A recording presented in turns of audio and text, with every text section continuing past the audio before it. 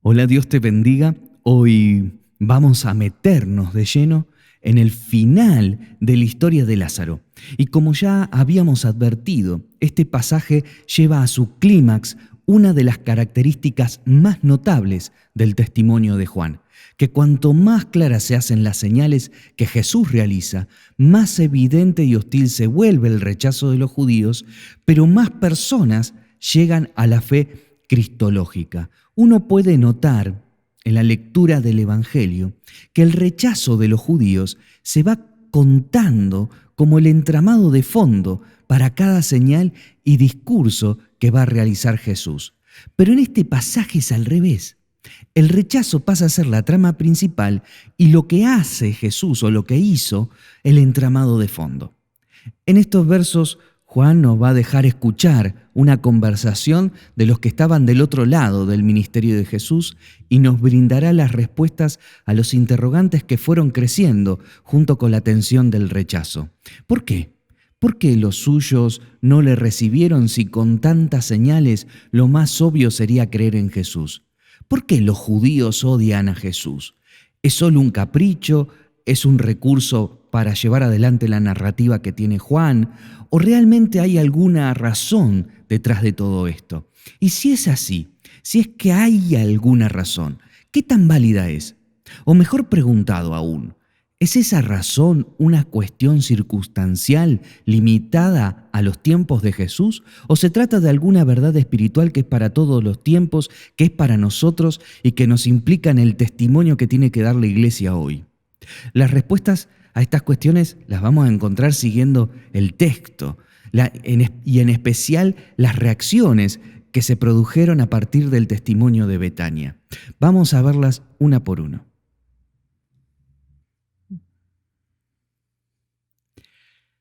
La primera reacción al testimonio de Betania está en los versos 45 y 46. Vamos a dar lectura. Al ver lo que hizo Jesús, muchos de los judíos que habían ido a casa de María creyeron en él. Pero otros fueron a ver a los fariseos y le contaron lo que Jesús había hecho. La resurrección de Lázaro, como las demás señales, dividió las aguas y creó dos grupos bien diferenciados, que los podemos ver en estos dos versículos. El primero está formado por los que creyeron y no arroja más datos que ese, mientras que el segundo está formado por quienes fueron a contarles a los fariseos lo que Jesús había hecho. Cabe aclarar que no podemos pensar que este último grupo fue a denunciar a Jesús, ya que no se menciona ninguna regla que Jesús haya quebrantado. No era sábado, porque si no Juan lo hubiera aclarado como lo hizo las otras veces. No tocó la tumba, porque recuerden que mandó a quitar la piedra. Y tampoco tocó al muerto, ni antes ni después de haber resucitado, cosa que no fuera cuestionado. Recuerden que mandó a los discípulos a desatarlo. De modo que Jesús no estaba impuro. Recordemos que para la religión judía ni siquiera se podía tocar una tumba por descuido, por eso se las pintaba de blanco, ni mucho menos a un muerto. Esto nos lleva a pensar que las personas que acudieron a los fariseos fueron más por sus propias dudas y conflictos internos que para denunciar a Jesús. De hecho, esto explicaría mejor la reacción de los judíos, quienes se molestaban más por la fe que Jesús despertaba en la gente que por las obras que él hacía. Esto es muy entendible, porque si la gente cree, no teme, y si no teme, no puede ser sometida. Pero además, y mucho más importante, es que la fe de la gente es la señal más clara de que el obrar de Dios fluye de manera inversa y totalmente distinta a la forma en que los hombres institucionalizan su poder. Es decir, pensemos, los que fueron a consolar volvieron con las noticias de la consolación de Israel. Los que fueron a un duelo volvieron más llenos de vida que nunca. Los que fueron a ver a María se encontraron con el Mesías. Los que esperaban ministrar a la pobre hermanita de Lázaro volvieron trastornados por la fe de ella. Quienes iban desde Jerusalén, desde el centro religioso de la nación, con la intención de realizar las obras de Dios, volvieron de Betania a un pueblito insignificante, trayendo el testimonio de que Dios se había revelado, no en la institución del templo, sino entre la comunidad de los discípulos de Jesús.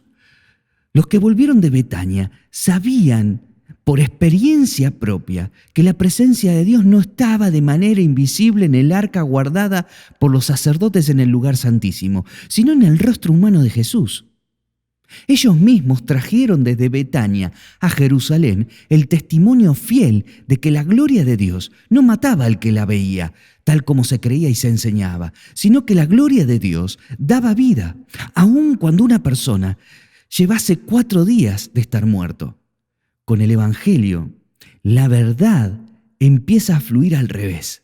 El testimonio, la autoridad, la fe, el poder, la sanidad, la resurrección y la vida ya no fluyen desde el templo o la sinagoga hacia la gente, sino desde la comunidad de Betania.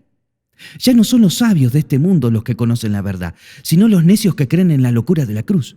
Ni son los ricos los más afortunados, sino los pobres que el Señor eligió. Y por supuesto tampoco son los poderosos los que obran lo imposible, sino aquellos que se glorían en sus debilidades, porque saben muy bien que la gracia y el poder siempre estará asociado a la debilidad humana, para que la gloria nunca sea de los hombres, sino de Dios. Es esta realidad la que desencadenó la hostilidad de los líderes de este mundo a lo largo de la historia. Primero hacia Jesús y luego hacia nosotros, su iglesia. El rechazo y la hostilidad es parte de nuestra experiencia evangélica y en especial es parte de nuestra esperanza. Vayamos a la segunda reacción.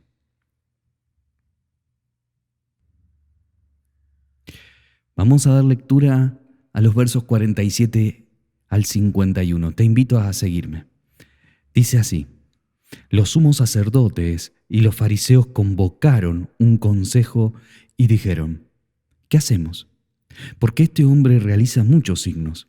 Si lo dejamos seguir así, todos creerán en él, y los romanos vendrán y destruirán nuestro lugar santo y nuestra nación.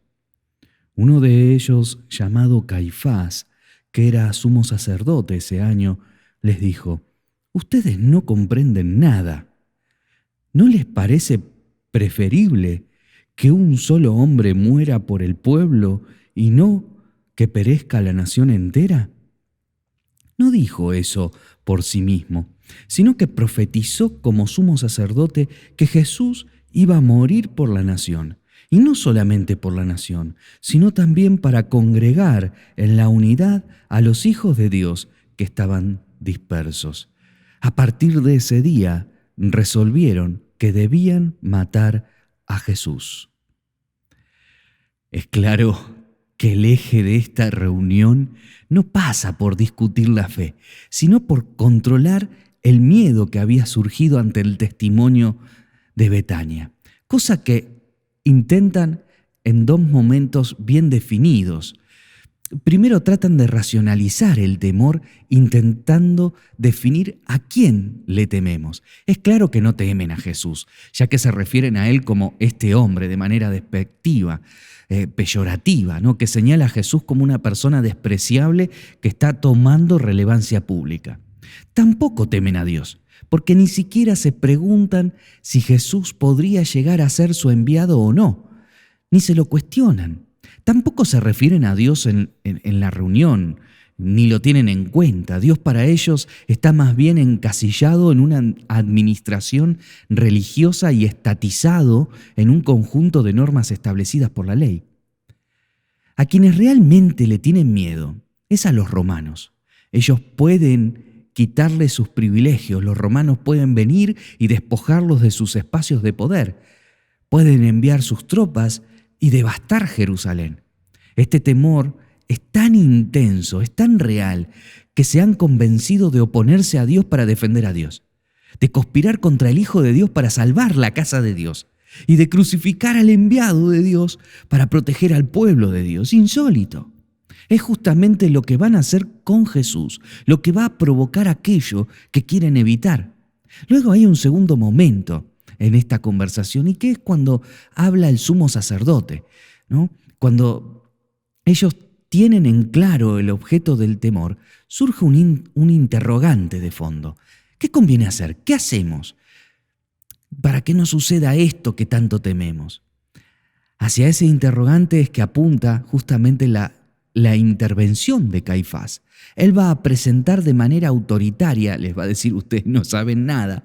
Él va a presentar un dilema entre dos opciones: un mal mayor, que es la intervención romana, y un mal menor, que es la muerte de un solo hombre, de Jesús. De esta forma logra canalizar el miedo que los líderes le tenían a los romanos, que no podían enfrentar, hacia la persona de Jesús, que sí podían lastimar. Es este momento en el que se define el sujeto del miedo, es decir, aquella persona en la cual proyecto el temor en alguna forma de violencia. Y es justamente al hacer esto donde Caifás, el sumo sacerdote, se pronuncia con un acto fallido. Él va a usar en la misma frase la palabra pueblo y nación, como si fueran una misma cosa, como si fueran lo mismo. La palabra pueblo, laos, hace referencia a los hombres que forman una alianza con Dios. Pero la palabra nación, etnia, designa solo a la raza judía, pero específicamente a la identidad judía sintetizada en su organización teocrática centrada en el templo y en Jerusalén. Con este acto fallido, que a simple vista parece una equivocación, Caifás se delata a sí mismo. Él muestra que está más interesado en proteger el sistema en el cual él es la autoridad suprema que en cuidar la espiritualidad y la vida del pueblo de Dios. De hecho, revela que los dirigentes están dispuestos a derramar sangre inocente usando la injusticia para defender sus propios espacios de poder, aunque esos espacios de poder sean considerados santos. El narrador toma esta equivocación, toma este acto fallido y lo utiliza como profecía, lo señala como profecía y entiende las palabras del sumo sacerdote en un sentido escatológico, es decir, en una señal profética del verdadero valor espiritual de lo que Jesús está por hacer y lograr con su sacrificio en la cruz, que no es otra cosa que la constitución de un nuevo pacto en el que la nación judía y todos los demás pueblos son reunidos bajo la identidad de Cristo para alcanzar la filiación con Dios. Pasemos al tercer efecto del testimonio de Betania.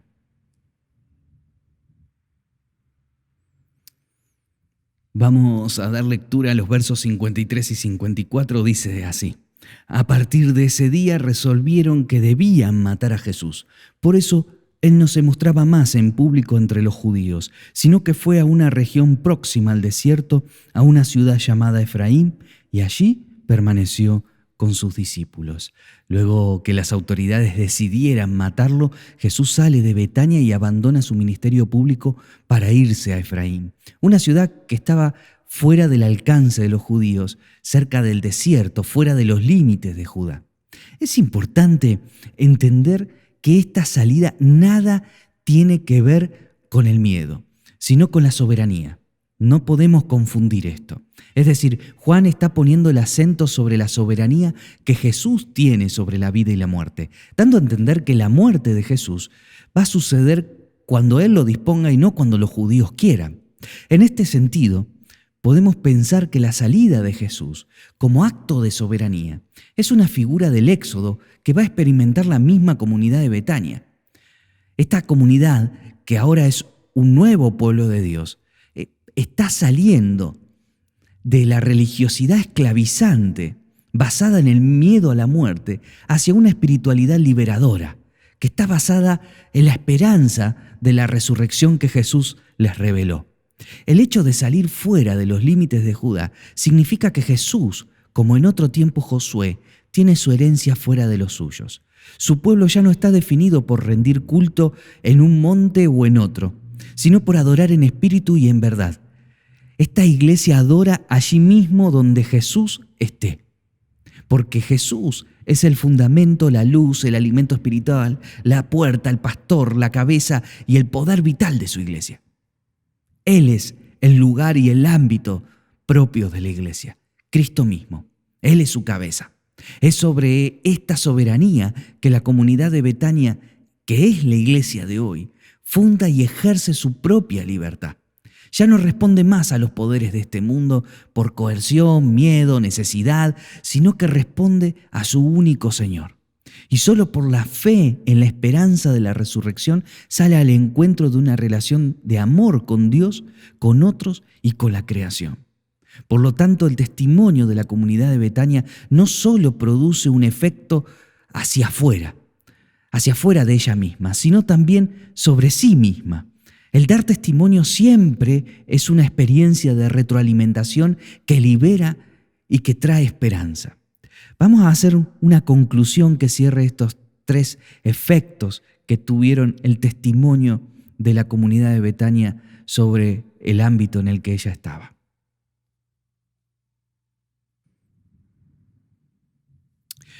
Volvamos al interrogante del principio. ¿El rechazo de Jesús por parte de los suyos tiene algún significado para nosotros, para la iglesia de hoy? Sí, no. El rechazo es la contraparte del testimonio. De hecho, es parte de nuestra condición evangélica. El pasaje me llevó a pensar y a imaginar incluso que mientras la comunidad de Betania estaba sometida por el miedo a la muerte, era un pueblito más.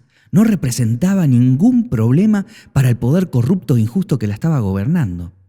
Y a su vez, tampoco los problemas de Betania eran de interés ni un motivo para que las personas más importantes de la nación se reunieran. Pero cuando la comunidad de Betania creyó en Jesús como la resurrección y la vida, perdió el miedo a la muerte. Ya no teme más, ahora cree y eso, su fe, la hizo libre. Y por lo tanto, ya no le teme a los poderosos, no teme a la violencia institucional del sistema, no teme a las amenazas, no teme a cualquier y a ninguna de las formas en las que el hombre oprime al hombre para controlarlo. Es plenamente libre porque está auténticamente viva. Sabe que no morirá jamás y aunque esté muerta, sabe que vivirá. Es plenamente libre porque su libertad no surge de la revolución, sino de la revelación. Su libertad está basada en la verdad del discipulado, del amor y del servicio, y no en las artimañas o la fuerza del poder humano, que siempre se va a fundar sobre la mentira, la desinformación, la manipulación, la violencia o la injusticia. Y con esta libertad es que la comunidad de Betania ejerce el poder del Espíritu para sanar, liberar, fortalecer y guiar a otros hacia la resurrección y la vida que es Cristo mismo. Porque el poder de Dios siempre avanza en el mismo sentido en el que avanza el testimonio de la iglesia, el testimonio de la comunidad. Y es sobre esta esperanza que la comunidad de Betania propaga su fe. Y esto es lo que la hace peligrosa, tan peligrosa como su Señor. Por eso la hostilidad, por eso el rechazo. Es por eso también que tenemos que entender el rechazo de Jesús como un anticipo del nuestro. Así, de la misma manera que entendemos que su resurrección es anticipo de la nuestra. Esta es la realidad que enfrentamos como iglesia, mientras testificamos y damos evidencia de la vida que Cristo ha hecho nacer en nosotros. También nos vamos a encontrar con las hostilidades de este mundo, pero ese choque lo único que va a generar va a ser más vida a nuestro alrededor, va a ser un incremento en las personas que crean en Jesús como el Cristo. Tengamos fe, mantengámonos firmes, permanezcamos en el autor y consumador de nuestra fe, permanezcamos en la roca que es nuestro Señor Jesucristo. Espero que este mensaje te haya sido de bendición. Que tengas una bendecida semana.